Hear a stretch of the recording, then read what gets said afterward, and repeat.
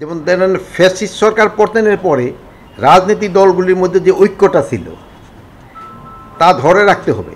এই ঐক্যে যদি ফাটল ধরে এর মধ্যে কিন্তু ফ্যাসিস্ট দৃশ্যরা ঢুকে বিশৃঙ্খলা ও নৈরাজ্যকর পরিস্থিতি সৃষ্টি করতে পারে। এই আমরা দায়িত্ব নেওয়ার পরে 1604টা অবরোধ হয়েছে রাস্তায়, 1604টা ঢাকা শহর এবং আশেপাশে। তা আমাদের আপনাদের মাধ্যমে একটা অনুরোধ, এইগুলি যদি তারা রাস্তায় না করে, যে রাস্তাটা কিন্তু জনভোগের সৃষ্টি করে। এই যানজটের কিন্তু একটা বড় কারণ হলো একটা রাস্তা যদি একটা কোনা ব্লক হয়ে যায়, পুরা ঢাকা শহর কিন্তু এফেক্টেড হয়ে যায়। মেইনলি আলোচনা হচ্ছে আসন্ন জাতীয় সংসদ নির্বাচন নিয়ে, এটার ব্যাপারে।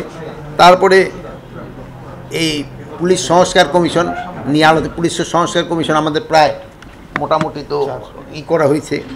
তারপরে রাজনৈতিক দল সাম্প্রতিক কার্যকলাপ এবং আইন শৃঙ্খলা বাহিনী এগুলি নিয়ে আলোচনা হয়েছে। তারপরে একটা বড় সমস্যা হইল মাদক নিয়েও একটা বড় ধরনের আলোচনা হয়েছে। তারপর অনেক সময় যে সামাজিক যোগাযোগ মাধ্যমে অনেক সময় ধরেন উস্কানিমূলক করা দেওয়া, তারপর আপনি দেখেন যে ফেক নিউজ দিয়ে দেওয়া, মানে আপনি বলেন নাই বাট এটারে ফেক করে দেওয়া, এগুলি নিয়ে আমাদের এখানে আলোচনা হয়েছে। না, নির্বাচন নিয়ে আলোচনা হয়েছে, এটা হলো আমরা যেটা বলি, যেমন ধরেন ফ্যাসিস্ট সরকার পতনের পরে রাজনৈতিক দলগুলির মধ্যে যে ঐক্যটা ছিল তা ধরে রাখতে হবে, এটা নিয়ে আলোচনা হয়েছে।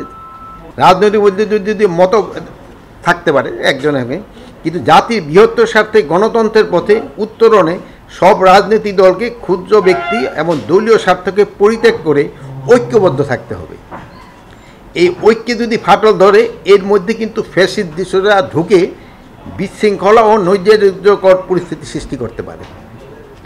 আরেকটা হলো জাতীয় নির্বাচনটা আপনারা বারবার দেখেন কতটা সুষ্ঠু, অবাধ, নিরপেক্ষ এবং নিরাপদ হবে তা নির্ভর করে নির্বাচনে অংশগ্রহণকারী রাজনৈতিক দলগুলির উপর।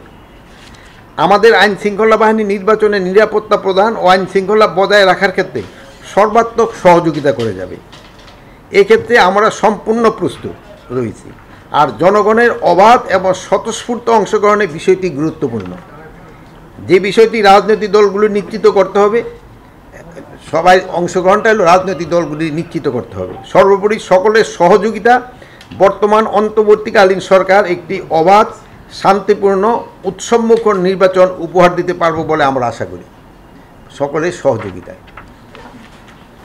স্যার, আপনি বলছিলেন স্যার নিরপেক্ষতা পুলিশের, নিরপেক্ষতার সাথে সাথে স্যার পুলিশের তো নিষ্ক্রিয়তা নিয়েও প্রশ্ন উঠছে স্যার। 5 আগস্টের পরে যেটা উঠছে সেটা কিন্তু স্যার থেমে নেই। এখন হলো কি দুইটা, এখন হলো আবার যদি অ্যাক্টিভ হয় সেসব বলে যে পুলিশ ওভার করে ফেলছে, এখনও কোনটাই আর ওই যে বলে না, ওই যে ক্রিকেট খেলার মতো আছে না, এই ওইরকম তো দাগ দেওয়া মানুষের ক্ষেত্রে সম্ভব না, এইটা হলে ওয়াইড।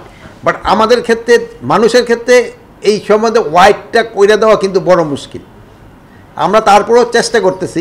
এই যে ধরুন গতকালকে যেমন পুলিশের ক্ষেত্রে হয়েছে কি, আগুন ধরাই দিছে, কিন্তু এখন যদি আগে আগুন ধরানোর আগেই যদি পুলিশ অ্যাকশনে চলে যেত তো আপনারা বলতেন যে শান্তিপূর্ণ এই অনুষ্ঠান হচ্ছে, কেন পুলিশ বাধা দিল।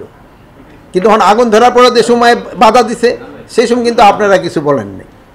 ভালো কথা যে আপনারা বলেন নাই, কিন্তু নিয়মটা হয়তো ছিল যে আগুনটা ধরার আগেই কিন্তু অ্যাকশনে যাওয়া, প্রিভেন্টিভ করা। আরেকটা জিনিস হলো আপনারা খেয়াল করবেন, এই আমরা দায়িত্ব নেওয়ার পরে 1604টা অবরোধ হয়েছে রাস্তায়, 1604টা ঢাকা শহর এবং আশেপাশে। এইটা করছে 123টা সংগঠন।